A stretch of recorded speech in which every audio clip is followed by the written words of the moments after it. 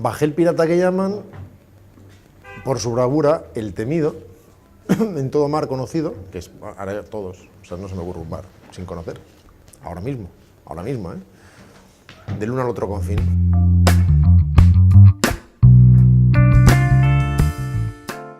Es difícil contestar a esto porque no te deslumbra una luz un día camino de Damasco y te tira del caballo. Es un proceso paulatino que al principio no tiene nada de concreto. Incluso cuando te gusta el cine más que ninguna otra cosa y te vuelves un poco patológicamente obsesionado por él, no contemplas la posibilidad de llegar de verdad, del mismo modo que sabes que hay astronautas, pero no un camino viable para llegar a ser uno. Sin embargo, imagino que cruzas la línea mental el suficiente número de veces como para que quede desdibujada. Y un día empiezas a hablar con tus amigos para ver qué puedes hacer. Y te enteras de que uno de ellos tiene un tío con una cámara de Super 8 y que sería buena idea robársela. Y eso es lo que hicimos inicialmente, rodar cortos en Super 8 los fines de semana, unos cuantos amigos en el instituto cuando tenía 14, 15 años.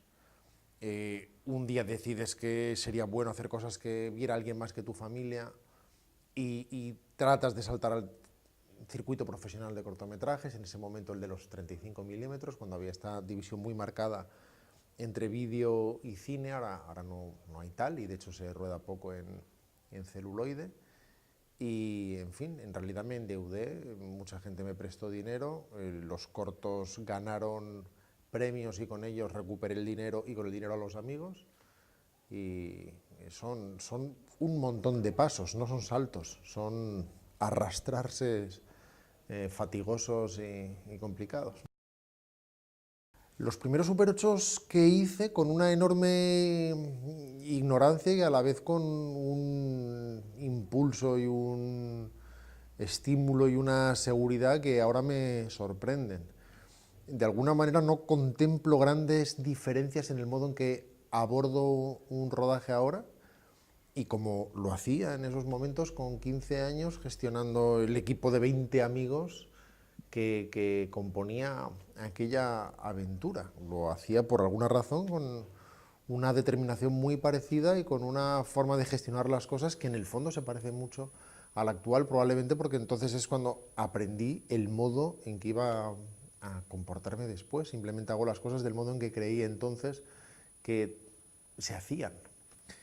Y efectivamente ese evolucionar, ese subir la escalera, es algo que no sucede de un día para otro, y cuando miras hacia atrás te sorprende al ver los escalones que aparentemente has ascendido, porque en el fondo cuando veo a cortometrajistas actualmente me siento mucho más cerca de ellos de lo que ellos puedan imaginar. Me da la sensación de que hace 3 fines de semana estaba ahí y sé exactamente qué tienen en la cabeza. Nuevamente no es un salto, es un desplazarse muy sudoroso y esforzado. Pero escribí un largometraje concursante que me exigió más de un año, por otro lado, de investigación y de documentación, por su naturaleza, en el modo que tenía de abordar el funcionamiento oculto del sistema financiero, y lo moví por varias productoras que no mostraron ningún interés, hasta que alguien lo hizo. Y aún así, levantar la financiación fue un proceso de al menos 3 años. Fue muy lento, en el que se fueron sumando otras productoras, los protagonistas de la película, etcétera, que la hicieron de repente viable y posible, lo cual casi sorprendió a la gente que tenía alrededor. Pero recuerdo que por alguna razón, probablemente relacionada con la ignorancia o la inconsciencia, el primer día de rodaje no tenía ningún nervio en absoluto. Dormí como un lirón la noche anterior y el domingo anterior al lunes de rodaje estaba como si fuera un domingo cualquiera. Tenía la impresión de que nada iba a ser diferente a los cortometrajes, que sabía lo que tenía que hacer al día siguiente, cómo se hacía, qué número de planos, el tiempo que tenía para hacerlos, y por algún instante no sentía el peso de la presión, que he sentido paradójicamente más con el paso del tiempo. En realidad nunca me he visto a mí mismo como un director de Hollywood, me he visto como un director. Y rodaría en la India, en Portugal, en Orense o en California, con la misma naturalidad, con tal de que fuera el sitio más adecuado para desarrollar la historia que tuviera entre manos. En ese momento apareció este guión de Buriez, que se consideraba una especie de demostración de escritura de Chris Parling, un muy interesante ejercicio, pero inviable desde el punto de vista de la producción y su desarrollo narrativo. Y sin embargo vi lo contrario por alguna razón. Vi la oportunidad que uno siente, que aparece solamente una vez en la vida, de hacer algo verdaderamente singular, de hacer algo realmente no hecho. ¿Cuántas veces tienes la oportunidad de hacer algo que de verdad no se haya hecho?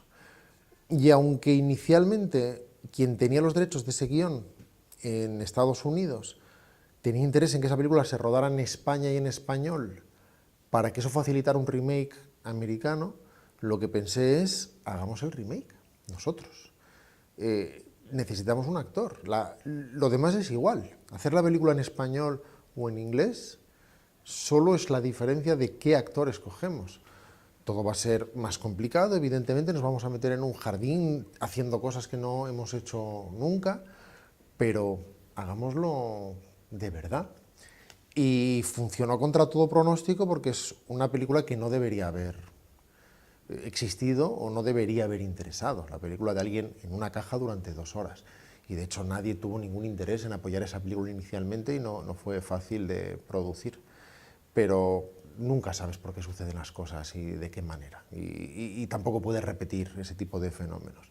En un momento dado se alinean los planetas y las cosas salen bien como pudieron salir mal. En Sundance todo fue muy bien en su estreno y la película empezó a rodar por el lado correcto de la ladera y la bola de nieve creció, pero con una diferencia de 1 grado habría caído por otro lado y así es como habría crecido.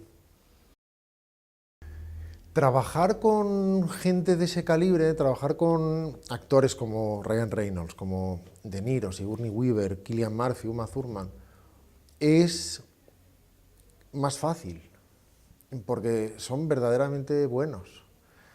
Y además no son idiotas de 18 años comenzando a hacer algo y creyendo que eso va a ser siempre así y teniendo una desubicación en el mundo que les haga gestionar mal su talento o la atención, sino que es gente muy veterana que ha vivido muchas cosas y que ha estado en muchos sitios.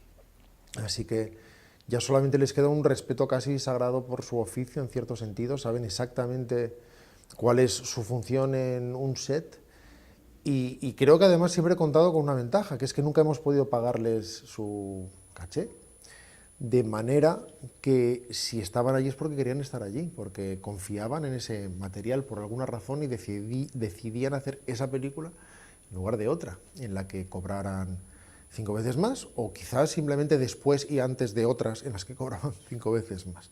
Pero me siento muy afortunado, no solamente por haber trabajado con ellos, sino porque jamás he tenido un problema con ellos. Todo lo contrario, siempre ha sido una relación de absoluta profesionalidad y colaboración. Y me he sentido como un músico que tiene un instrumento mejor. Y tocar con una guitarra mejor es mejor. No es más difícil ni añade presión. Suena mejor todo. Los proyectos surgen por razones muy diferentes. Normalmente estás jugando con varias pelotas a la vez, porque las razones por las que uno se adelanta a otro pueden ser de lo más espurias y casi arbitrarias y no azarosas. Puedes tener un proyecto prácticamente cerrado a falta de la intervención de un actor y de repente perder a ese actor por las razones que sea, porque está rodando a alguien, su compañero se ha roto un pie, se retrasa ese rodaje 6 meses y por lo tanto ya no se abre ese espacio en el que ibas a hacer la película, o lo contrario. El compañero de alguien se rompe el pie, se paran 6 meses ese rodaje y eso le permite hacer una película que estaba ya levantada. En el caso de esta, estaba trabajando en 3 proyectos distintos y de repente fue la primera que cerró su financiación de una forma un poco extraña y sorpresiva, que nos hizo tomar la decisión de arrancar la preproducción a toda velocidad sin estar preparados en absoluto, sabiendo que la película teníamos que empezar a rodarla en 8 semanas o no la haríamos. Y tuvimos que decidir si la hacíamos o no, y asumir las consecuencias. Afortunadamente todo fue bien, porque no era fácil. En 8 semanas había que construir todo Black Book, diseñarlo, levantarlo, un trabajo de carpintería, de pintura, de yesería. Había que conseguir a todo el reparto, no teníamos a nadie, desde luego no teníamos a Uma Thurman, y todo eso se consiguió cerrar de ese modo. Pero al margen de esta parte más logística, lo que me descubrí es interesándome en una historia que no debería interesarme. La de estas chicas adolescentes en una película que tenía una vocación adolescente y que provenía de una narración fantástica de literatura adolescente, que no tiene mucho que ver con mis intereses y afinidades, pero que resonaba en mí por algún motivo que tenía que ver con, qué sé yo, probablemente con mis clases en el conservatorio, con reflexiones sobre el mundo del arte.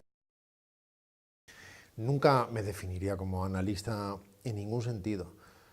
Lo que trato de hacer es transmitir la pasión genuina que siento por esto, que siento por este oficio.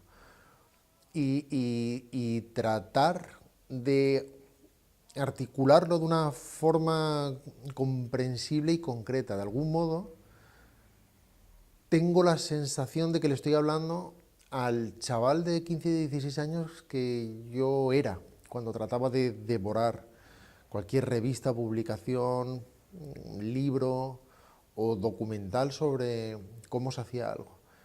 Y que tengo la oportunidad de hacer eso, de dar esa visión que no aparece en las revistas muchas veces, cuando creemos que una película se desarrolla de la nada como si fuera un tablero de dibujo y uno pudiera tomar cualquiera de las decisiones posibles solamente porque le apetece. ¿Cuál es la realidad del tablero? ¿En qué se fundamenta de verdad la creación cinematográfica y con qué elementos tiene que jugar el narrador que muchas veces desconoce el público? Así que me he encontrado haciendo cosas como Todopoderosos, que es una de las experiencias más satisfactorias y más gratificantes que he hecho nunca.